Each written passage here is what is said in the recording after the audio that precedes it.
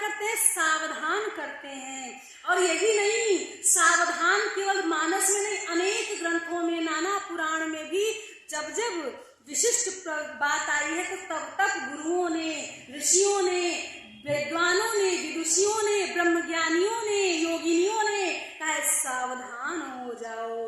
तो सुमुखी कौन है?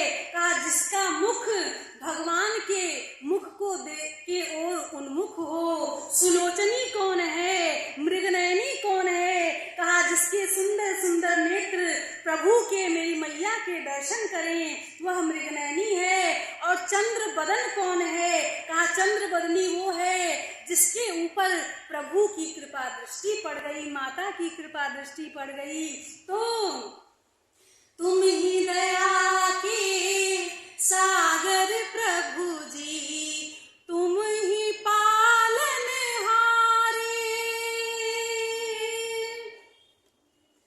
तुम ही दया के सागर प्रभु जी, तुम ही पालनहारे।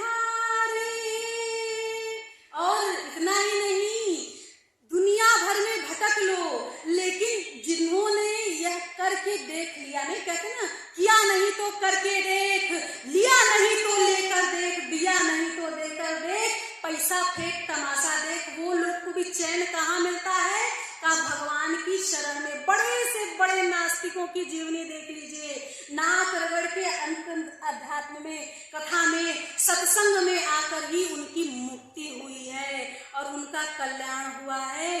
तो तुम ही दया के सागर प्रभु जी, तुम ही पालनहारे, चैन तुम्ही से पाए बेकर, मनवा सांझ सकारे, जो भी तुम्हारी आस लगाए, जो भी तुम्हारी आस लगाए, बने उसी के काम। जय रघुनंदन जय सिया राम, जय रघुनंदन।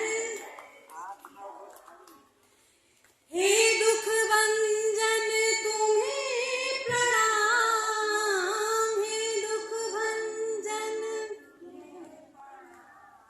जय रघुनंदन जय सिया राम। तो भैया जा दिन ते प्रभु गर्भ ही आए, जिस दिन से माता के गर्भ में भगवान ने अपने अंश को उत्पन्न किया, स्थित किया, उस दिन से पूरी अवधपुरी में आनंद ही छा गया है। अनेक प्रकार के रत्नों की, मणियों की, सोने चांदी हीरे मोती, अनंत प्रकार के आभूषणों की, अनंत प्रकार की दिव्य दिव्य खजाने निकलती हैं। और यही नहीं, सबके मन में अजीब आनंद है, क्योंकि वसंत ऋतु के बाद मधुमास में प्रभु आने वाले हैं। क्या आनंद है, क्या रस है। सभी वृक्ष अपने सभी मौसम में फल देने लगे, सभी पुष्प हर मौसम में खिलने लगे। आज तू साइंटिफिक प्रोसेस से 12मासी फूल, 12मासी नींबू लियावत हुआ, लेकिन प्रभु के आने की ऐसी आनंद, ऐसी उत्साह प्रकृति में है। प्रकृति नाच गई, क्यों? कहा कि मेरे स्वामी आ रहे हैं, तो प्रकृति ने स्वागत किया। 12 मास बिना किसी साइंटिफिक एक्सपीरियंस के, एक्सपेरिमेंट के, अनेक प्रकार के पुष्प, अनेक प्रकार के फल फूल आदि खेतियां सब हर महीने होने लगी और आनंद उत्साह बढ़ आया। और इस समय शुभ अवसर जानकर देवताओं ने कहा अब तो प्रभु का प्राकट्य दिवस आने वाला है, तो क्या किया जाए? कासुर समूह विनती करी, पहुँचे निज निज धाम, और जग निवास प्रभु प्रगटे, अखिल लोक विश्राम। तो क्या भइल, का भय प्रगट कृपाला दीन दयाला, कौशल्या हितकारी हर्षित महतारी, मुनि मनहारी अद्भुत रूप विचारी। माता ने प्रणाम किया, वंदना किया। भगवान ने कहा, मैया आपने 16,000 वर्ष तक महाराज मनु के साथ शत्रुपा के रूप में हमारी तपस्या की कि मैं आपकी संतान होके आऊं, और आज मैं संतान होके आया हूं तो आप मेरी प्रार्थना कर रहे हो, मेरी वंदना कर रहे हो, ऐसे थोड़ी ना होता है। मैया ने कहा, वो भी ज्ञानवती थी है। माँ ने कहा कि देखिए प्रभु, मैंने आपको संतान रूप में पाला था, लेकिन आप कैसे आए हो? काशशंख चक्रम सकिरीट कुंडलम और सपीत वस्त्रम सरसीरुहेक्षणम, सहार वक्षस्थल कौस्तुभश्रियम, नमामि विष्णुम शीर्षा चतुर्भुजम। तो बेटा बना के बुलाए थे, अब तू आ गईला हमार बाप बन के, तब बाप के प्रणाम करल जाला, उसकी नमस्कार करते हैं, वंदना करते हैं, अनेक प्रकार से स्वागत सत्कार करते हैं। तो भगवान ने कहा कि कुछ मिस्टेक हो गया क्या? कहा मैया ने कहा, और नहीं तो क्या, आपको तो मैंने बालक रूप में बुलाया। भाई संतान तो बालक रूप में होती है ना। तब सुनि बचन सुजाना रोदन ठाना, भय बालक सर्वभूपा। और यह चरित्र जो गाता है उसकी तो क्या कही जाए, वो कभी भी भवकूप में नहीं पड़ता। और जैसे ही भैया बालक के रोने की आवाज सुनाई पड़ी तो संभ्रम चली आई सब रानी, और माता कौशल्या के द्वार पर सभी 700 रानियां महाराज दशरथ की थी। 3 पट्ट महिषियां, पट्ट रानियां, कौशल्या, सुमित्रा, कैकेयी मैया थी। तो सभी माताओं ने बालक का रुदन सुना, सबके हृदय में उल्लास है। देखो राम जी का जो चरित्र है ना, राम जी के सब अपने अपने, किसी के अंदर बैर भाव नहीं है, ईर्ष्या नहीं है, द्वेष नहीं है। ये समस्त 700 माताएं प्रतीक्षा कर रही हैं कि कब मेरे पुत्र आएंगे, और प्रसन्नता पूर्वक अपने तीनों बड़ी बहनों की, पट्ट महिषियों की सेवा करती हैं। कोई कमी न रह जाए, कोई चूक नहीं हो जाए, और मेरा पुत्र स्वस्थ और सुंदर पैदा। तो सभी रानियां दौड़ी, और कौशल्या मैया के यहाँ से आवाज आए तो माता कैकेयी के महल से खुद रोने की आवाज आने लगी। अब कुछ रानियां जो आधे रास्ते पहुंच गई थी, वो कैकेयी मैया के द्वार पे झांकने को चली गई। अब सबसे ज्यादा लाउड रोने की आवाज किसके महल से आएगी? सबसे तेज आवाज मैया सुमित्रा के महल से आने लगी। अब वो इतना सब समझे नहीं आया, इतना लाउड कैसे हो गया। अब पता चला कि वहां से तो डबल आ रही है आवाज। तो सभी प्रकार की रानियां आई देखने, और इधर से जो दासियां थी वो तुरंत दौड़ी महाराज के पास। और सबसे पहले मैया कौशल्या, फिर कैकेयी, फिर मैया सुमित्रा की दासी, तीनों आके लड़ गई बीच में। अब लड़ गई तो माथा खुजवाने लगी, क्या हुआ? अरे सखी तुम बड़ी प्रसन्न हो, दूसरी बड़ी प्रसन्न नहीं होंगी क्या? हमारी रानी के यहाँ से सुंदर सुंदर समाचार आया है। कैकेयी मैया की दासी बोली, अपनी मंथरा दासी, तो वो तो कुछ ज्यादा ही ड्रामेबाज कर, तुम्हारे यहाँ से क्या, असली समाचार तो हमारी रानी के यहाँ से आया है।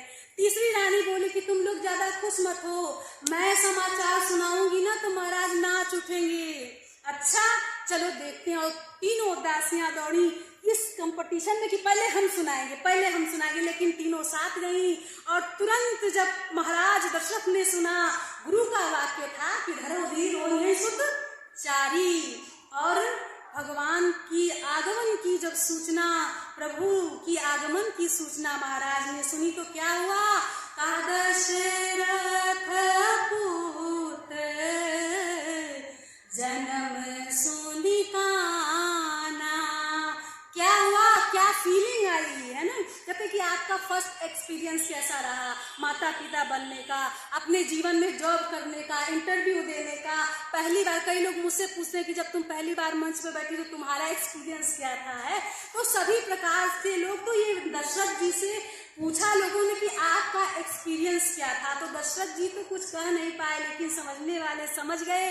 ज्ञानी विज्ञानी ऋषि महर्षि त्रिकालदर्शी, एक से एक दिव्य पुरुष भगवान की आगमन की प्रतीक्षा में हैं। और दशरथ पुत्र जन्म सुनी काना, मानहु ब्रह्मानंद समाना। ब्रह्मानंद की प्राप्ति हो गई हो, और होगी ही क्यों नहीं। सच्चिदानंद, अच्युतानंद, अखंडानंद, परमानंद घन स्वरूप आज बरस रहा है। नील सरोरु नीलमणि नील नीलधर श्याम, अंग अंग पर वारही कोटि कोटि सत्काम, वह आज आया है। और परमानंद पूरी मन राजा, कहा बुलाए बजा वहु बाजा। और बाजा बजा, खूब धूम धड़ाका होने लगा। और जब देखो भैया बाजा बजा, शहनाइयां बजी, ढोल नगाड़े बजे, इधर गुरु वशिष्ठ कह गए वहाकारा, और उधर जल्दी जल्दी जात कर्म संस्कार के लिए बुलाया गया। हाटक धेनु बसन मणि नृप विप्रन कह दीन। और उसके बाद दाई को बुलाया गया नाल काटने के लिए। इधर बाजा बज रहा है। क्या हुआ? लोगों ने पूछा, अरे जानते नहीं हो क्या हुआ? एक ही चीज हुई होगी क्या? कहा हमारे महाराज के यहाँ लाला हुआ है, लाला।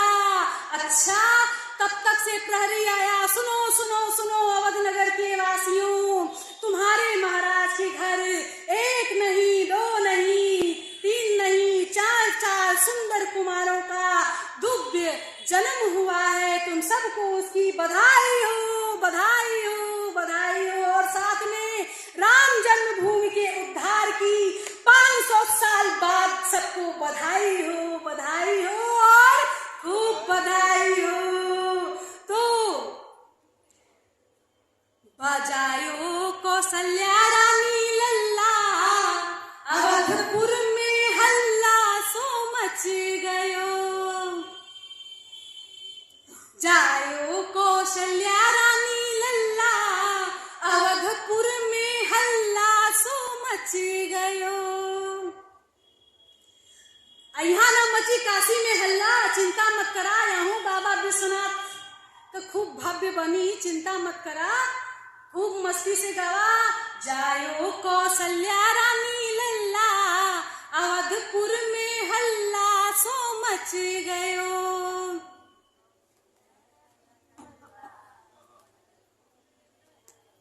अरे जायो कैकेयी रानी लल्ला, अवधपुर में हल्ला सो मच गयो।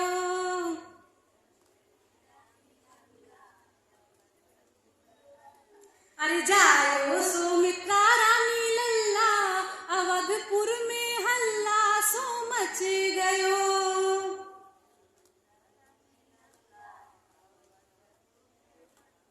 अरे हल्ला सो मच गयो, हल्ला सो मच गयो।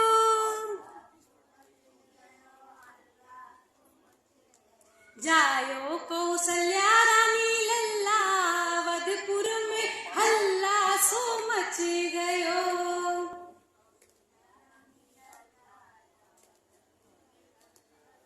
ऐसन हल्ला मचल कि ऊपर तक हल्ला हो गए। और इधर दाई के पास संदेशा गया। दाई ने कहा ऐसे नहीं आऊंगी। तो दाई के भी नखरे सुन लो जरा। दाई बड़ी अलबेली, राम जी के नालो न काटे। दाई करे नाल वाल नहीं काटूंगी। फिर क्या करोगी? अरे सोने का महल कौशल्या रानी देहली, सोने का महल बनवा दूंगी, तेरा घर सोने से भर दूंगी। अब तो काट दे। का दाई उहो ना लेवे, राम जी के नालो न काटे। तो फिर क्या करके मानोगी? दाई ने संदेशा भिजवा, देखा हमको न सोना चाहिए, न हीरा चाहिए, मोती चांदी कुछ नहीं चाहिए। क्या चाहती हो? कहा कि हमारी तो एक ही आकांक्षा है। क्या? कहा कि महाराज दशरथ अपने स्वर्णमय विजय रथ पर चढ़ के आए और मुझसे कहें कि हे दाई चलो, मेरे पुत्रों का नाल काटना है, मुझे बस इतना सम्मान चाहिए। से देखिए हमारे यहाँ अब भड़काते हैं कि ब्राह्मण क्षत्रिय वैश्य शूद्र होता था, लेकिन हमारे महाराज दशरथ ने कहा बस इतनी सी बात। महाराज ने स्वयं रथ उठाया, हाँक के गए, आओ दाई आओ, तुम तो दाई माता हो, आओ बैठो, तुम्हें भी राम की माता का सम्मान मिलेगा, पुत्र की माता का सम्मान मिलेगा। और इतने में दाई गदगद हो गई। अगर उस समय छुआछूत की ऐसी निम्न प्रक्रिया होती तो क्या महाराज दशरथ इतना सम्मान देते एक दाई को, एक सामान्य महिला को जो केवल नालोच्छेद करती है? लेकिन नहीं, और नाल कट गया, लल्ला सज गए और एक आवही, एक निर्गमही, वीर भूप दरबार।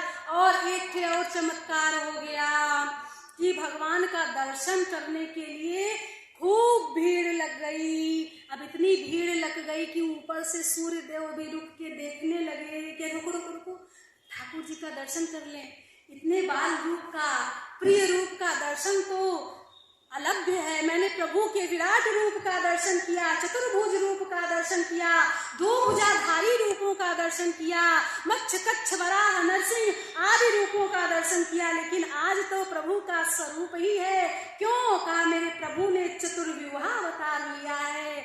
और भगवान सूर्यदेव ठाढ़े के ठाढ़े रह गए, रथ समेत रग था केऊ निशा कवन विधि होय। और उधर चंद्रदेव परेशान है कि भैया वेट करत चंद्रदेव था केऊ की रात्रि कवन विधि होय कि हमहू जाके तनी चांदनी डाली देखी प्रभु के।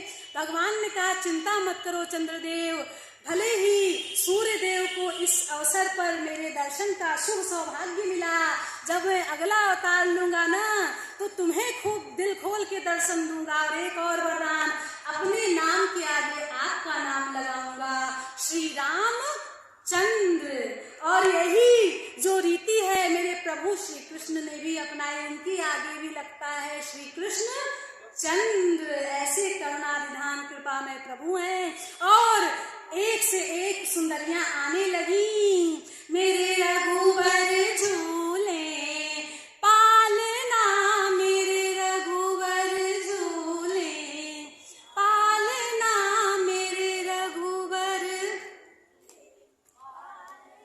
दादी नानी झूलावे पालना, दादी नानी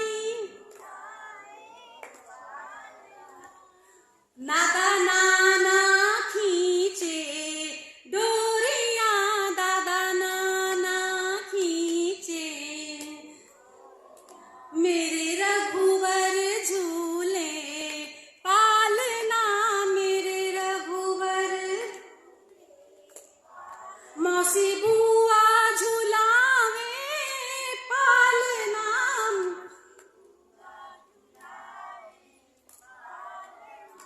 मौसा फुफ्फा झूलावे पालना,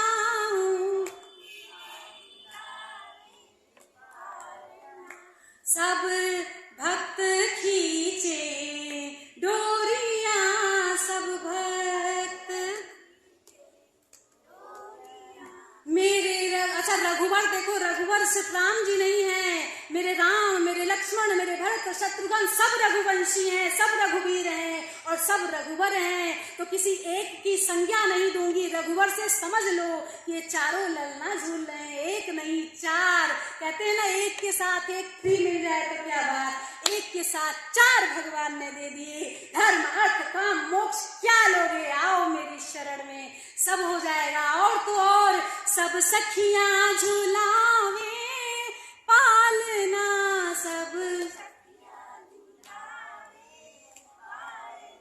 सब बहने झूलावे पालना, सब मेरे दशरथ खींचे डोरिया, मेरे दशरथ श्री रघुवर झूले पालना, मेरे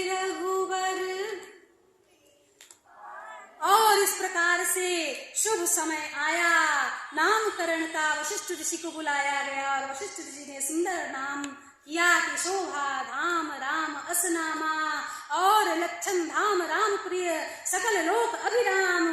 गुरु वशिष्ठ ने उनका नाम लक्ष्मण रख दिया, और सबका भरण पोषण करने की क्षमता रखने में कौन सक्षम है? मेरे भरत जी सक्षम है, तो उनका नाम भरत। और जाके सुमिरन तेरे पुनासा, नाम शत्रुघ्न वेद प्रकाशा। और इस प्रकार से श्री रामचंद्र, श्री लक्ष्मण जी, श्री भरत और शत्रुघ्न के जन्म की खूब बधाई हो, बधाई हो, बधाई हो। देखो यह वर्ष बहुत ही पावन पवित्र है। इस वर्ष में श्री राम जन्मभूमि का शुभ आनंद हमें मिला है, शुभ मंगल समाचार मिला है। तो मेरे मन में बड़ी इच्छा थी कि अब कथा कहूंगी प्रवचन में, तो जहां भी कहूंगी राम जन्म की ही कथा कहूंगी, क्योंकि मेरे राम जी की जन्मभूमि का उद्धार हुआ है 500 वर्ष के घनघोर संघर्ष के बाद। आइए वाणी को विराम देते हैं, खुद का लिखा हुआ एक गीत सुनाती हूँ, ध्यान देकर सुनना। अवधपुर यह तुम्हें रघुबर मुबारक हो, मुबारक हो। मेरे सिया राम राजक है, कौशलपुर राजधानी ले, तो अखिल ब्रह्मांड की खुशियाँ मुबारक हो, मुबारक हो। अवधपुर यह तुम्हें रघुबर मुबारक हो, मुबारक हो। और क्या है? देखो अयोध्या में तो बज गई, काशी मथुरा में भी अब गूंजेगी शहनाई, तो सनातन राष्ट्र हिंदू का मुबारक हो, मुबारक हो। और इन सब में सभी भक्तों का बल और सभी भक्तों का संबल बनने वाला जो एक था, वह कौन था? वह है, था और सदैव रहेगा, उसका प्रताप चारों युग में है। तो वज्र सी शक्ति है जिसकी, कमल कोमल हृदय वह है। वो कौन है? का उसी हनुमंत की अर्चा मुबारक हो, मुबारक हो। तो सबको बधाई हो, मुबारक हो।